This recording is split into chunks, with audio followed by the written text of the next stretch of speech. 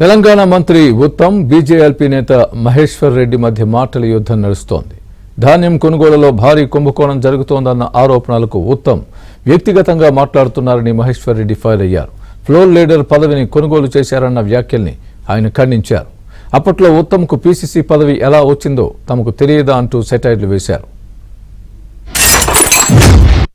మరి ఢిల్లీకి పైసలు పంపించిండ్రు, మరి వాళ్ళు ఢిల్లీకి పైసలు పంపించి కొత్తగా బీజేపీలో చేరినారు, ఫ్లోర్ లీడర్ పదవి కొనుక్కున్నావు. కానీ మాకు ఆ సంస్కృతి లేదు.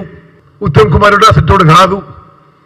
అదేవిధంగా మేమేమి ధాన్యం కొనుగోలు కోసం రాష్ట్రంలో ప్రభుత్వంలో పెద్దల్ని కలిసి బయటనేమో కొనుగోలు విషయం మాట్లాడి లోపల రూమ్లో పోయి వాళ్ళ భూముల విషయం మాట్లాడే సంస్కృతి కూడా మాది కాదు. మరి ఈ విధంగా చేసిన వాళ్ళు పూర్తిగా అబద్ధపు ప్రచారం. అసలు ఏ మాత్రం 1% కూడా దాంట్లో నిజం లేదు. 10 సంవత్సరాల్లో మనం కలిసి ట్రావెల్ చేసిన సందర్భాల్లో ఎన్నో అంశాలు మన మధ్య ఉన్నాయి కదా. ఏ రోజైనా నేను అటువంటి అంశాలు బయట మాట్లాడినటువంటి చరిత్ర నాకు లేదు, అలాంటి అవసరము అంతకన్నా నాకు లేదు. మీకు తెలుసు, గతంలో మీ దగ్గర ఉన్నటువంటి ఒక సహచర మంత్రి చెప్పిండు పిసిసి పదవి కొన్నారని. గతంలో అప్పుడు ఉన్నటువంటి మాణిక్ ఠాకూర్ గారి సందర్భంలో కూడా చాలా మీ మీద ఆరోపణలు వచ్చినాయి, అందరి మీద ఆరోపణలు వచ్చినాయి.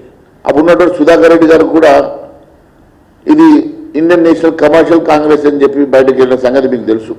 చాలామంది నాయకులు అప్పట్లో టికెట్ల అంశంలో కానీ పిసిసి అంశంలో కానీ రకరకాలుగా మీ పార్టీలలో బహిరంగంగా మీరు పత్రికలు వచ్చే విధంగా మాట్లాడుకున్న సంగతి నాకు తెలిసినా నేను దాంట్లో వెలుదలుచుకోలేదు. బికాజ్ అది నాకు అవసరం లేని సబ్జెక్ట్.